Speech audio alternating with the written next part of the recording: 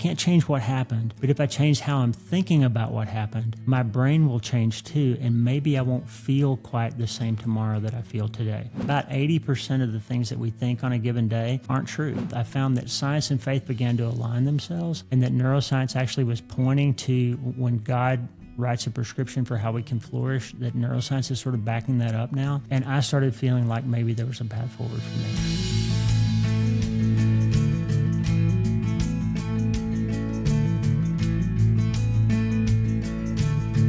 Hey everyone, and welcome back to this week's episode of The Best of You. This week marks the very first full week of something new we're doing here, The Best of You Every Day. And if you've been listening along, you know that each weekday we've been slowing down together, anchoring ourselves in Scripture and letting it orient how we live and move through the day. I've needed these morning devotions. They have helped me so much. I've wanted something like this for a long time, right? To really let Scripture anchor my day, which I've done a lot of in the past, but also bringing that psychology lens, because there is so much good psychology in Scripture. And it's been amazing for me, and I hope it's also been helpful for you. Here's the thing, Thursdays don't change, right? These are still our space, our day to go deeper together, to stay with the harder questions, to explore what it looks like to live out this kind of wisdom in the midst of our suffering, of our grief, of real complexity, of relationships, right? We're going to bring in experts continually on Thursday, as well as sometimes I'll do solo episodes going deeper into how we grow, how we heal, how we apply all of this wisdom to our actual lives. And today's conversation does exactly that. My guest today is Dr. Lee Warren. Dr. Warren is an award-winning author, a practicing neurosurgeon, and an Iraq War veteran. He's amazing. He's just a delightful human being, and I've loved getting to know him this past year. Outside of the operating room, his writing and teaching explore the powerful intersection of neuroscience and faith, offering a vision for real embodied transformation. He's the host of the Dr. Lee Warren podcast, which I've gotten to be a guest on. He also writes the Self-Brain Surgery letter on Substack, where his work consistently helps people understand how the way we think shapes the way we live, and how renewal is not just spiritual, but deeply neurological as well. Lee's story includes extraordinary professional experience, but also profound personal loss.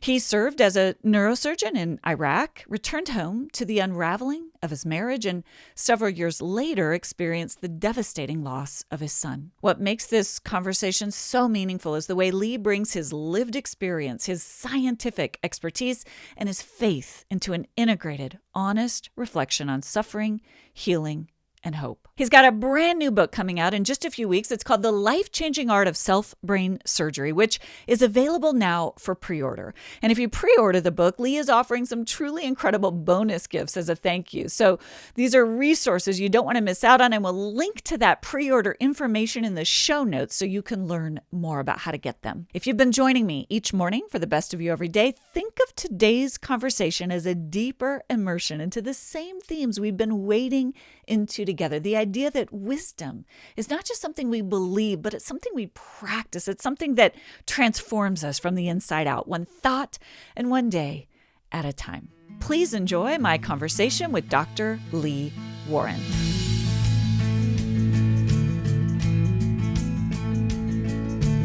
I'm so thrilled to just get this chance to, I've gotten to know your work a little bit through your books and through a conversation on your podcast. But I would love to start, Lee, on kind of some really tough parts of your own life that has led you to this work, especially this latest book. And to introduce you a little bit and your story to my audience, you served in Iraq. Yeah. How long ago was that, Lee? I was in Iraq in 2005. Okay. So 20 years ago. And pretty intensely, you were a surgeon. And when we talk about PTSD, this is sort of the old school definition of PTSD, right? Coming back after witnessing and being a part of so much trauma. You go through an unwanted divorce right when you get back. Yeah. And is it pretty soon thereafter that you also lose your son? A few years later, yeah. Yeah, unimaginable trauma, loss, grief. Before we dive into the incredible wisdom that you've gained and that you have for us, take us back a little bit in time. What were you sitting with in those days? What would we have seen in your heart, in your faith, in your thinking back then? Well, I think it was a little bit of a staged evolution, Allison. I was kind of raised in a fairly legalistic Christian worldview, so I had kind of some spiritual abuse and trauma in my story before I ever got in the military. And so I always kind of had this idea that you had to perform to win God's favor, right? And that your relationship with him was tied to your behavior and performance. And then I went to war. So I took a scholarship from the Air Force and went to war. And as a result of that, I was in the Iraq War as a neurosurgeon. And I did 200 brain surgeries in a tent hospital and got mortared 120 times and went through all that stuff, and saw a lot of things that people aren't really designed to see, as you know. And when I came home from that, my faith was in a lot of crisis because while I was deployed, my marriage fell apart. My 16-year marriage, and ended up divorced about 5 weeks after I came home from the war. And so I had literally put on my performance hat that I was raised with and went back to work and started immediately trying to reconnect with my kids and build my practice. And I literally stuck all my stuff from the war in the garage of my house and never talked about it, and just kind of came home from the war, went through a divorce, got out. 8 weeks after I was in Iraq, I was operating in private practice in Alabama, like out of the military and operating. And so I stuffed all that in there and then went on with my life and tried to just work through it, right? Because that's what I thought you were supposed to do. Just work hard, God will reward you. And then met Lisa, remarried, blended our families, did all that stuff, started a private practice. My life seemed to be going better. Everything felt pretty happy. And then in 2013, our son Mitchell, who was 19, was stabbed to death. And so right when I thought I had finally sort of gotten back to where, I liked God and he liked me again, I lost my son. And basically just at that point felt like I didn't understand what was true anymore, because all the things I thought had been true, that if I worked hard enough it would work out and that God would forgive me and I would be okay as long as I did all the right stuff. All of a sudden nothing felt true anymore, and it didn't feel like it was possible for me to believe the things that I had previously believed. Yeah. And so that's where I was, I think, after that event happened. It's such a vivid metaphor in a way of literally putting all of your war stuff in the garage. Yeah. Just tucking it away, figuring if you just got back on the treadmill, you could earn God's favor in a sense. Yeah. So when you go through this moment, it sounds like after the loss of your son, it obviously in and of itself, a tremendous grief, loss, trauma, but it sounds like it also brought to the surface a lot of the stuff you hadn't dealt with. Is that correct? Yeah. And I had after I married Lisa, I kind of worked through some of the Iraq stuff and figured out how to process some of those things and stopped having nightmares, and everything kind of felt like it was back on track. But I hadn't really, I think, figured out the path to how your life can feel right and be right. I just figured out an operating system, sort of how to make it work. And so I think when I lost Mitch, it really all the wheels fell off of every coping mechanism I had, everything that I thought was true. And I think I just had sort of bandaged it up enough to make it work. But after Mitch died, it didn't work anymore. Nothing did. What were some of the thoughts, or, can you give us a sense of what happened in your body, in your mind, in those moments of despair, spiritually, mentally, emotionally, physically? Interesting that you say body. I mean, we both work around people that have heard enough to know that the way you think turns into what happens in your body. Yeah. But I, shortly after Mitch died, literally woke up one day with my first patch of gray hair on the side of my head, like overnight. I was a really blonde-headed guy, a big patch of gray hair on the left side of my head. And then about 2 weeks later, developed a really bad case of shingles on my right shoulder blade, which I had never had. And we know now that shingles is stress related sometimes. And now, so here 12 years later, like anytime I'm thinking about Mitch or I'm having a reminiscent kind of moment, my right shoulder blade hurts. Oh. And it comes back, that sort of post-herpetic neuralgia that the neurologists call it, that pain syndrome. It really does come out in your body. And so I grinded all my molars in half. I broke a bunch of teeth from grinding my teeth at night. And so all that stuff was happening in my body. That was part of the question. In terms of faith, shortly, for the first several months, really, I think, not sure if I really believed in the God that I thought I believed in. And I went through that normal, like as much as I knew about neuroscience and as long as I've been a student of the Bible, I don't think that I had ever really thought that God, let me rephrase that. I think that the normal question that everybody has when they go through something hard, where is God in this? Is there really a God in this? Does God love me? I had all those normal questions too, even though I would have said before that I didn't believe that God allows bad things to happen to us because he's punishing us in some way. I wouldn't have believed that. But then all of a sudden I was feeling it again and I did believe it. Yeah. Does that make sense? Totally. So what I thought I believed didn't turn out to be what I really believed.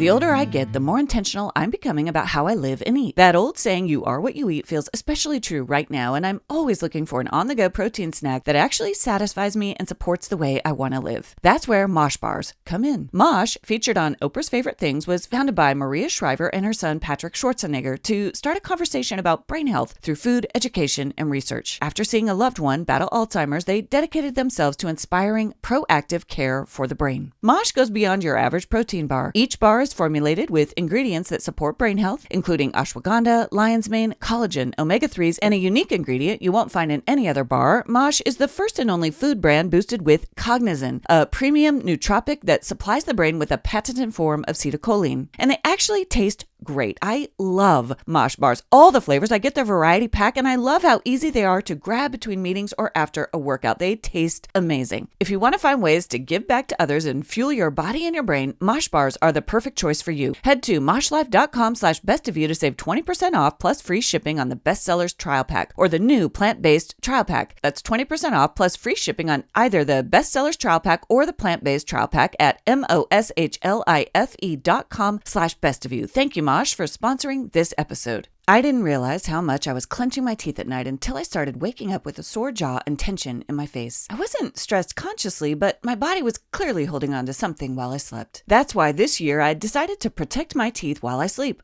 And I'm using Remy. If you're part of the 30% of Americans who grind or clench their teeth, your smile needs protection too. Remy's custom night guards are clinically tested and FDA cleared to protect your teeth from grinding, help reduce jaw tension and facial muscle strain, and support better sleep. What I love is that you get the same professional quality and comfort you'd get from a dentist without the hassle. Remy costs about 80% less and you don't have to leave your house. Here's how it works. They send an impression kit straight to your door. You follow the step-by-step instructions to make your impression. Remy crafts your custom-fit night guard and ships it back to you. And then you simply start protecting your teeth while you sleep. Start the new year right. Use code BESTOFYOU to get 50% off your new night guard at shopremy.com/bestofyou. That's 50% off with code BESTOFYOU. Thanks to Remy for sponsoring this episode. Yeah, so this is where your expertise as a neuroscientist is fascinating to me. It reminds me, Lee, we talked on your podcast after I had a stroke. In those moments when it was happening, my thought life surprised me because I went to things I don't actually believe. To your point, I thought, is God smiting me? Yep. And if you were to take me on a good day, theologically, I would explain to you why I don't believe that God is smiting, But that's what happened in a moment of trauma.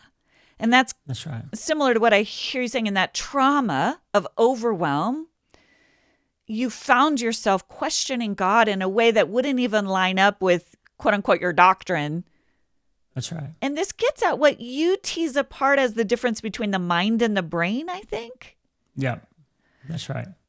So I want to get into the meat of this, because I think this is your ability to reflect on that as a as a literal brain surgeon is so amazing to us. but before we get there, just what was the first flicker of hope? Because I could imagine, given everything you're saying, you just barely get on track, you're coping again, you have this devastating loss. Right. You don't have a hugely robust, your understanding of God by your own narrative is, it's there, but it's still around kind of a coping model. So it's not sustaining this trauma. I could imagine somebody losing their faith, just this is the moment. How did you have a flicker of hope that your brain could be rewired and therein so could your faith? This is one of those, there's a verse in Psalm 34 that says, 34:18 that says, God is close to the brokenhearted. Yes. And this is one of those places where that trauma, that promise turned out to be true. And it's interesting that God showed up in a way that I, as a neuroscientist, could understand him, that he was showing up. And I'll tell you that story. So we worked, Lisa, my wife, ran our practice at the time, and our office was at the Auburn University campus in Alabama in a building where they do functional brain MRI research. And so it was this fancy research machine that they had where you could image what happens in your brain when you think certain thoughts, right?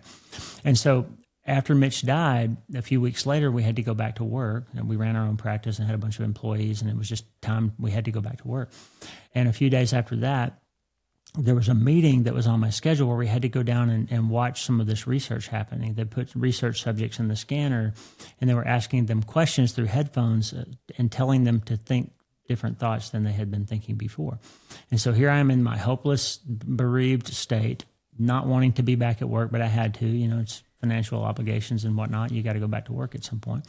So I'm in this building with my wife standing next to me. We're watching this research play out, and I'm sitting there with all my thoughts about I'm never going to feel better than I feel right now. And, what kind of dad loses a child, and all those things that your brain does to you when you lose somebody that you're close to. And we watched the first research subject in the scanner, and they say, okay, Mrs. Jones, think about the worst thing you've ever been through. And she starts thinking, whatever it is, and we can see on the monitor the blood flow changes in her brain in real time in response to what she's thinking about. And that's a proxy for neurotransmitter activity, right? And then we see shortly after she thinks that thing, her body start reacting on the vital signs monitor. So we see the blood pressure go up and the heart rate go up and the respiratory rate change and all that stuff physiologically happening in her body in response to what her brain was doing in response to what she was thinking about. Wow. Does that make sense? Yes. And then they said, okay, stop, Mrs. Jones. Now think about the best thing you've ever felt. And she thinks about something different. In very short order, her brain begins to change. The amygdala gets less blood flow. The frontal lobes start to come online. Her heart rate starts to calm down. Her physiology changes in response to that. And my wife had this insight. She said, that's Philippians 4. We're watching Philippians 4 happen. And I had to think about it for a second. And I said, wait, you're right. The Bible says, don't be anxious, be grateful instead. Like when you think different thoughts, your body and your life will do different things. And for me, in that state of being a bereaved father, that felt like hope to me. And the reason it felt like hope was because my traditional neuroscience training, and yours too probably, was that you are the product of your brain activity. That you get your brain from your genes and your traumas and your parents and your past history. And that when your brain doesn't work right, you don't work right. And if your brain's not working properly, there's not a lot of hope for you except medication and therapy, and that's how it's going to be, right? Even though as a Christian, if you really dig into that, you would think something different than that, because you don't actually believe that when your body dies and they bury you or cremate you, that you're done. You believe that some part of you is still out there, your soul, your mind, or however you want to describe it. But neuroscience would have taught you, traditional materialistic neuroscience would have taught you that your brain's the whole story, right? And so it's interesting that smart people like you and me may never have actually thought about that. Yeah. The fact that we believe something spiritually and we practice in a worldview that teaches something very different than that. Yeah. But yet on that screen, when I saw those people changing their brains by changing what they were thinking about, that's when I recognized that the truth is our brains and our minds are not the same thing. And that felt like hope for me, because then I knew, okay, if I change how I'm thinking, I can't change what happened, but if I change how I'm thinking about what happened, my brain will change too, and maybe I won't feel quite the same tomorrow that I feel today. Yeah. And that started this process of me investigating things on the science side that I believed that were now being proven to be maybe not accurate, things that I believed on the spiritual side that may have been altered because I wasn't thinking about them correctly, and then looking at what God actually said and trying to find promises that seem to be true now. And that started feeling like hope. And every day when I started pursuing that path, I found that science and faith began to align themselves, and that neuroscience actually was pointing to when God writes a prescription for how we can flourish, that neuroscience is sort of backing that up now. And I started feeling like maybe there was a path forward for me. There's so much in what you just said, but I love how you connect that moment. God's close to the brokenhearted. He knew you. And the moment he showed up to you was in that observation of a scientific study. He met you in your science brain in a way. That's right. To show you this isn't the end for you. I've designed you there's more to your design. And then you were able to unpack it, both using your, scientific self with your spiritual self I think so much of that is arriving, like you're saying, at a more robust, integrated understanding of the science and what Scripture is teaching us. That's beautiful. Yeah. There are several 10 commandments in the book. This is it because it reminds me of what you're getting at, and they're very powerful. Even to just read them in the table of contents, I thought these are really powerful. I must relentlessly refuse to participate in my own demise. I must believe that most of my automatic thoughts are untrue. So essentially, right from the gate, you're kind of giving us a prescription that teaches us what some of our baseline assumptions that we have, like, if I have the thought or if it's in my mind, there's truth in it. You're putting a wedge right there in that. Tell me a little bit about what you're trying to do there based out of this story that you've just told us. How are you trying to get us to change how we relate to our thoughts, to our feelings, to our mind, and influence the way that our brain is actually functioning? Well, I think it goes back to that idea that I said before, that most of us have accepted this idea, at least on some level, that our lives are formed out of the way that our brains work, right? Yeah. And so the research is pretty clear now. If you actually look at 21st century neuroscience, especially imaging research, and see what we're actually learning about the fact that you can control what your brain does by changing what you think about. Yeah. And then there's all this research recently, especially Daniel Leman and Jeffrey Schwartz and a bunch of people have done this good research that shows that about 80% of the things that we think on a given day aren't true. Yeah. They're just these negative thoughts that pop into your head. And about 90% of our thoughts are repeats of the same thoughts that we thought the day before. And so, and not only thoughts, but about 80% of the things that we feel turn out to be not accurate to anything that's really happening in the world around us. And most people don't know, as you and I'm sure you've told your listeners all the time, the human brain can't discern between something that's actually happening and something that you're just imagining or thinking about or worrying about. And so that means that most of the things that we think and feel in a culture that says we're supposed to trust them and follow our heart and live your truth and all these things, that most of the things that we think and feel actually aren't true. Yeah.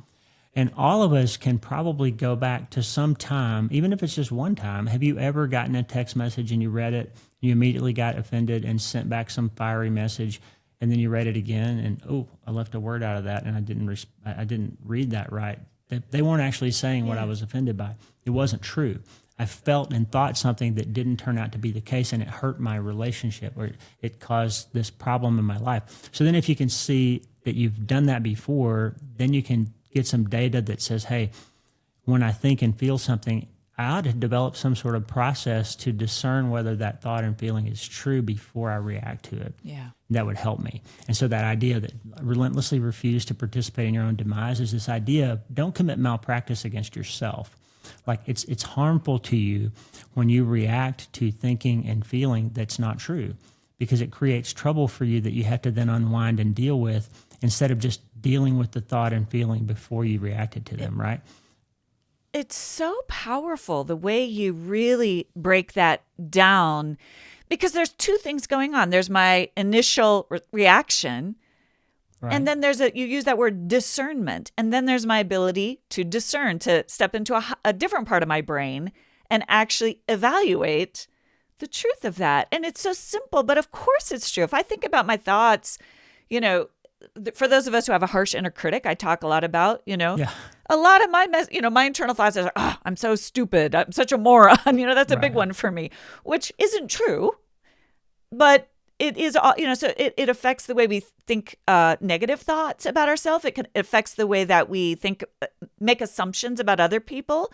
So break this down, because you really are saying that this brain surgery, this is the self-brain surgery that we have to do on ourselves. And you're saying this isn't a metaphor. This is actually a mechanism for personal change. So take us into that. How do we actually do this with ourselves? That's right. This insight happened shortly after that day in the MRI scanner. It dawned on me one day, I think it was the Holy Spirit, that said, okay, if we're not actually just the product of our brain activity, and if we in fact can influence our brain activity by changing what we think about, Yep. then that's essentially exactly what I do when I go to the operating room and take out a brain tumor or drain a hemorrhage in the brain, treat some stroke. I'm intentionally changing the structure of my patient's brain for the purpose of improving their life in some way, or maybe saving their life. That's surgery. And we know now that in real time, when you change from one thought to another, your brain, my friend Daniel Amen says your brain is always listening.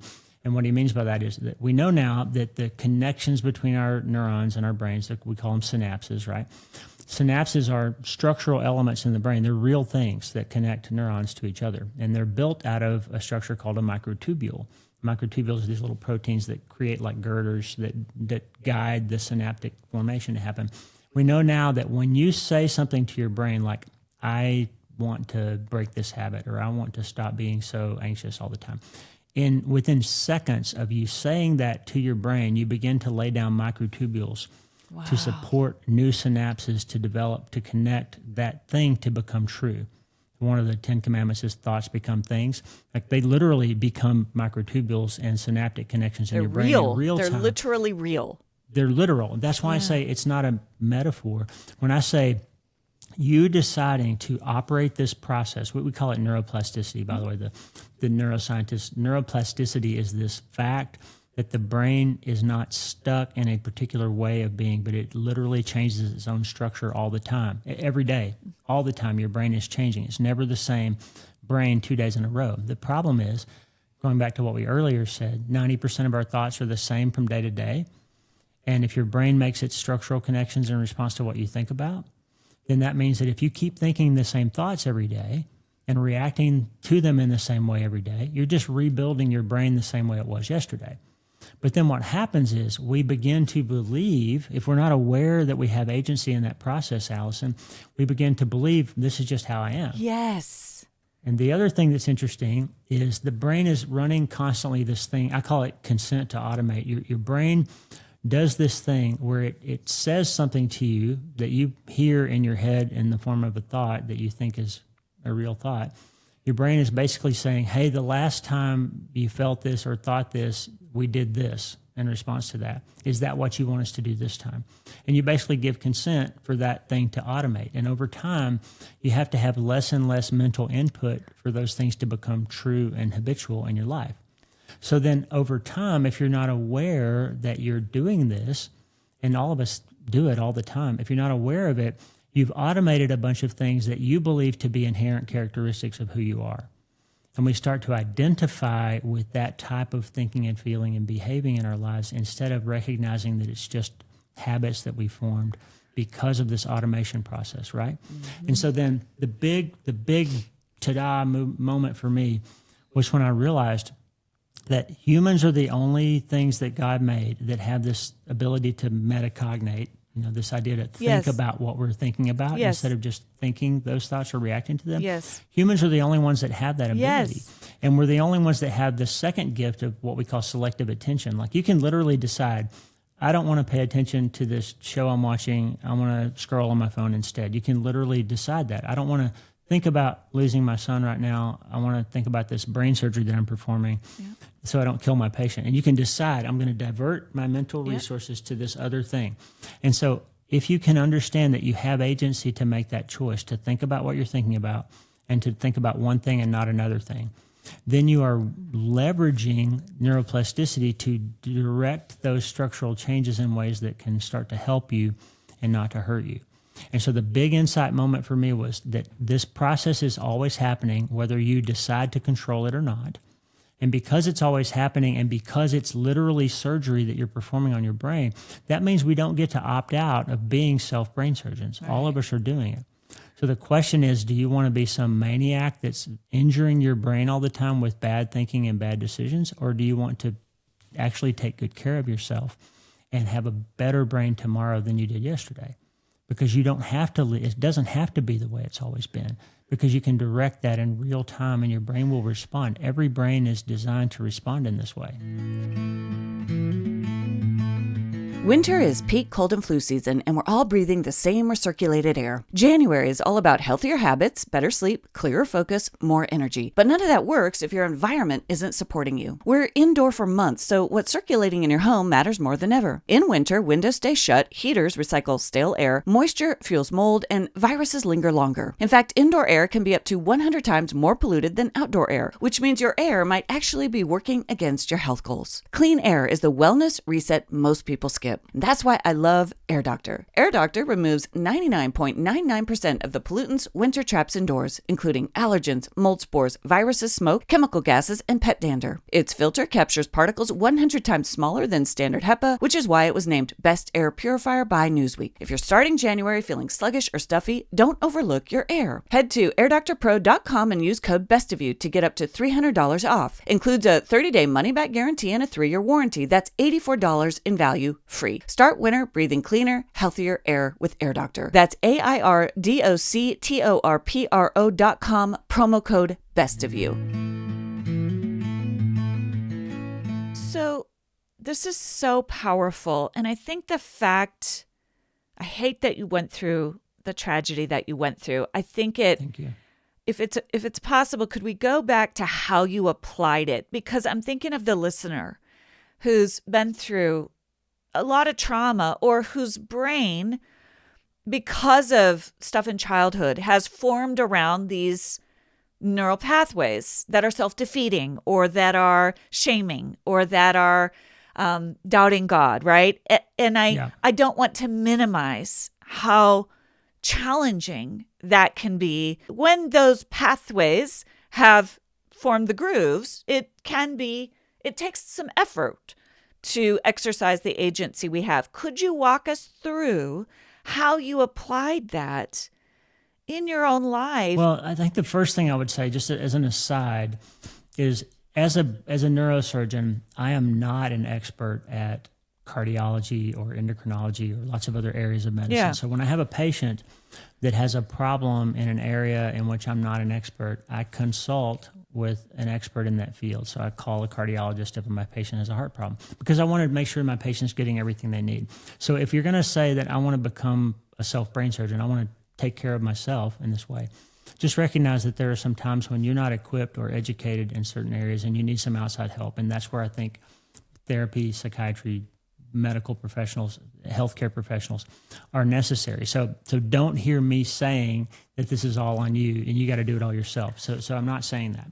But as far as the let me just interject there. I love that. I'm almost imagining something like EMDR or IFS, which is what I might actually, part of what's happening there is what you're describing, where you have an expert help you relay those pathways. Is that That's right. accurate That's to right. say? Yeah. Okay. That's right. Just to say that you're not responsible for doing this all by yourself. Yes. That you can build a team of people to help you. Yes. Because I don't want people to say, "Oh, he's saying that I'm just supposed to, gut it out and do it all myself." That's not at all what I'm saying. Yep. And I didn't do that. So Good. I had this experience.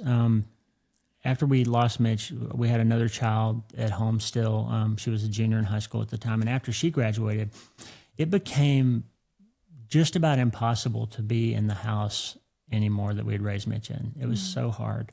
I'd go down to his room, and I remember, Alison, this moment. I used to go down to Mitch's room and go into his closet because I could smell him on his clothes. And I remember the day that I couldn't smell him on his clothes anymore because he'd been gone so long.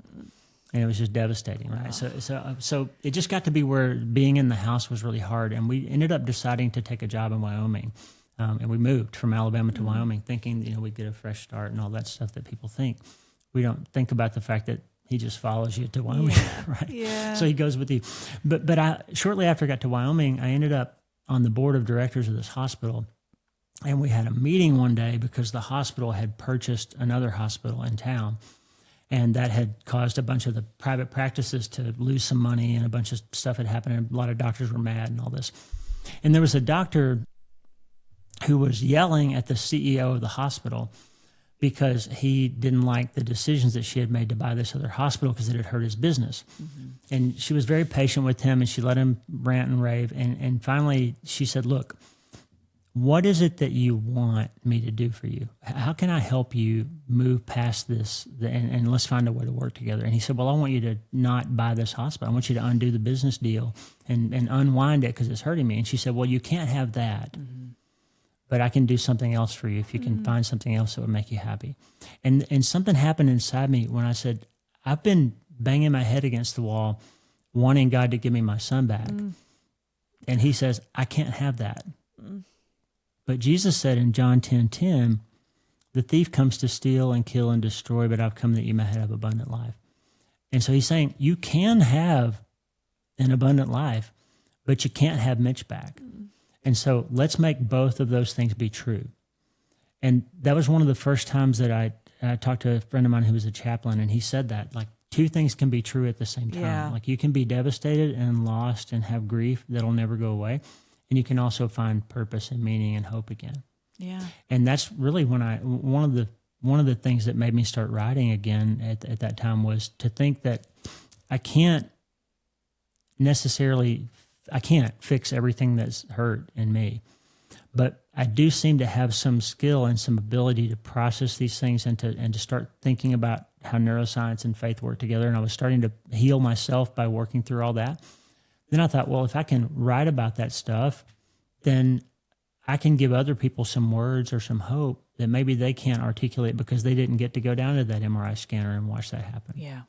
Yeah. Right? So for me, that was one of those moments of I've got to find some things that I can use to latch onto as hopeful and start to move forward. And God gave me that insight in that meeting that day when there are some things that we think we have to have, and we can't have them. And so once you realize you can't have that, then what is it that you can have that will start to make things work for you? So I started using the neuroscience to teach me things that were true and that I could latch onto and use and leverage. And that started making me be able to move forward. It really is. Whatever is good, whatever is beautiful, whatever is true, think on that. It really That's is. That's incredibly powerful. How does this self-brain surgery affect us spiritually? And for those who part of their journey is disappointment with God or a feeling of distance from God, how can this help us spiritually? And maybe even share how it helped you. Yeah, so the first thing is if you understand that we're talking about principles of how the human brain works. Yes. And that the mind and the brain are not the same thing. But even if you think they are, it's been proven with good neuroscience, Andrew Newberg's books, and all these people who aren't really spiritual can show that spiritual practices make the brain behave and work better, make it more resilient and all those things.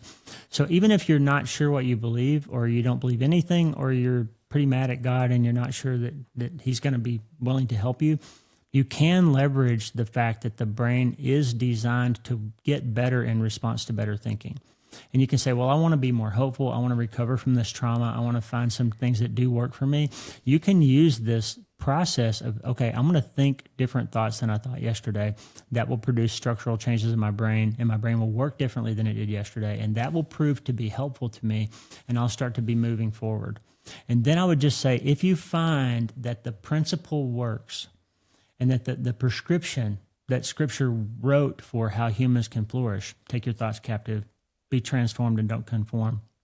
All those things. Ephesians 4:23 talks about, or 4:17 through 23 talks about the difference between people who are lost in their bad thinking. He calls it futility of their thinking, and people who have renewed minds, and how the difference is. And so if you can just say, okay, even if I don't really think God likes me, or maybe he's not real, I can let this Scripture stand on its own and say, if I follow this prescription, the neuroscience backs it up, and I actually feel better when I do these things. Yeah. And so then I would just invite you to say, I start doing these practices of taking my thoughts captive and start to apply these prescriptions and the 10 Commandments and all the things I gave you in the book. And it starts working, and you start feeling more hopeful, and you start finding yourself more resilient and a little bit more peaceful. Then maybe say, wait a minute, if God's words turn out to be true, and this starts to actually work for me, then maybe my perception and my thoughts and my feelings about him weren't actually accurate. Yeah. And maybe I should investigate that. Yeah. And then it starts to turn out that the promises that he made turn out to be true. Yeah. Then maybe I just need to reevaluate my feelings, since I know most of them aren't accurate. Yeah, I love that. It reminds me, in psychology, we talk about top-down approaches and bottom-up approaches. Yeah. So the top-down approach would be to try to get the feeling good again about God, but the bottom-up is just practice it and see if you arrive at the reality of God's goodness from that bottom-up. Right. You talk about, Lee, that this kind of, and I agree with you, when this psychology and neuroscience and theology and physics all come together, there's something really seismic, right? We're not compartmentalizing anymore. And that's the sense when I listen to you, this becomes spiritual. And sometimes we think of, well, there's my spiritual practices over here, and then there's my mental health habits over here. And that's part of this bifurcation you were talking about. I was raised in that medical model, right? Of like, right. The psyche is no longer the soul, it's the mind, it's over here. And then my spiritual practices are over here. And what you're describing is that all of this is coming together. Can you break that down a little bit? Like, what does that collision look like in someone where all of those things begin to work together? Yeah, I think if you just are a curious person, yep. and you start looking at how things seem to be working. If we look at the last 75 years of biology, for example, since Watson and Crick gave us the structure of DNA, it's become harder and harder and harder for evolutionary biologists to believe that it was all some sort of an accident. Yeah. That it could have, that protein structure and all the different things that happened could have turned out to have happened randomly, right? Harder and harder over time to believe that there wasn't design behind that. Cosmology, since they discovered the Big Bang, that the universe actually did have a beginning. Physicists and cosmologists are having a very hard time explaining away the need for some sort of originating intelligence for all that to have happened. So it's getting harder for physics, harder for cosmology, harder for biology, right? Yep. We're learning in psychology. In the 60s, we had the sexual revolution, and everybody said, hey, just follow your heart. Don't be oppressed by religion. Don't let anybody tell you who you should sleep with and all that stuff, and that'll make you happier. And then we're seeing the research start to show you don't actually get happier. You get more trouble. You have more unwanted pregnancies, more divorces, more STDs, all that stuff. And maybe people are happier when they're in committed long-term relationships, right? Mm-hmm. So you see, okay, now psychology is saying that this prescription turns out to be better a certain way, right? Then so if you just start being curious about that and say, why would it be that everything that the spiritual side said all along is seeming to be borne out on the scientific hard and soft sciences over time? Then you start saying, well, there's this great synthesis happening. Mm-hmm. And when I operate my mind when I operate my life, according to principles that are scientifically valid, hold up according to good psychological principles, and seem to line up with spiritual directives that have been prescribed for thousands of years, and my life gets better, maybe that's because it's all true. Yeah. And so for me, it was just this big moment where I said, wait a minute, everything I've believed and practiced scientifically was sort of skewed because I thought I was trained in this materialist worldview where you're just the sum of your parts. But I never really believed that. So I had this cognitive dissonance spiritually and scientifically. Yeah. And now I'm seeing, wait, the science is now showing us that materialism is probably not the right path. Yes. Because you can see in an MRI scanner that mind is in charge of brain. Yeah. And so that, for me, that just sort of meshed it all up, and it finally closed the gap that was still there between what I thought I had to believe and teach as a scientist and what I knew, what I was believing and hoping to be true spiritually. And now it's just all this incredible unity that everything, it's this cool verse in Ecclesiastes 3:11 that says, God set eternity in the human hearts, but from beginning to end, they will never fathom all the things that God has done. Right? This cool verse. And science has said, people like Carl Sagan and lots of people have said, we will eventually figure everything out and be able to explain everything and hand it to you on a platter and explain to you why your life is what it is and what the universe is. And God says, no, you won't. Every time you think you figured something out, there's going to be another layer underneath it. And that's what science is now discovering. Yes. Right? Yep. Molecular biology discovers the unit protein, and they discover there's 25 molecules that make up that. It's amazing. And now we got 25 more things to study. Quantum physics is doing that. We think we've understood the 3 elemental particles in the universe, and now we know that all of them have elemental particles that make them up. And now there's something like, 25 particles or something that they understand. So every time we think we understand something, God says, hang on a second. Yeah, exactly. Let me show you something cool, Exactly. right? So for me, it's just that don't be discouraged by things that you thought were going to work that didn't turn out to work. Yeah. Be curious and let God show you over time that he's got more to the story. That even if you think that that there's no hope for you, that you've found the last medicine to try or the last therapy to try or the last thing, just hang in there, because something's going to happen and God's going to show you that he does still have a good plan for you. I love that. I just love that. There's such a humility in it, really, there's a humility. And even when I think to the self-brain surgery, like just in recognizing my own reactions, my own thoughts, like there's such a humility to go hold them loosely, be discerning, look for the truth in all things. And the truth really does set us free. Just as we close, for the person listening who is carrying something they think, and you're kind of already speaking to this, but it's too big to ever heal. What's one phrase or sentence even, or one truth you hope they walk away from after reading your book or hearing this conversation? I just think that's what you're saying is so powerful for folks who really feel like they've tried everything and really feel like what they're carrying is too big. I think the last thing I can say is that you need to just believe with all your heart that nothing that you go through or experience has inherent power to determine what your future is. Because it turns out it's not about at all what happened in the past, it's about what happens next. Because your brain can change structurally in response to every new thought. That means that how things have been for you do not have to be how things are for you in the future. And so that means get help if you need it. Read one of Alison's books, listen to a podcast, find a pastor, find a therapist, find somebody to help you reframe the thing that you've been carrying. I love how Gabor Mate said it. It's not the trauma, it's your response to the trauma that turns out to be how you're living. Yeah. Kurt Thompson says something similar to that on my podcast. Like it's how we think about the things we've been through. So just hold that, like Alison said, hold that carefully, because your issue that you think is defining of you doesn't have the ability to define you. Yeah. You can change that with your very next thought. That's incredible. The life-changing art of self-brain surgery. It's a beautiful book, Lee, and I just hard-earned wisdom. Tell everyone where they can find it and where they can find more information about you and your work. I know you're doing a lot of different things to serve people. Yeah, so my website is drleewarren.com, just all one word, drleewarren.com. And you can get pre-order for the book. I'm not sure when this is coming out. If it's already out, everywhere books are sold, you can find the book. I have a podcast. You've been a guest on my podcast before, the Dr. Lee Warren podcast. So I'm easy to find. I love to connect with people. And this has been a real treat, Alison. Thank you. Yeah, thank you. What just a powerful piece of work. And I'm so grateful for your willingness to put it out into the world.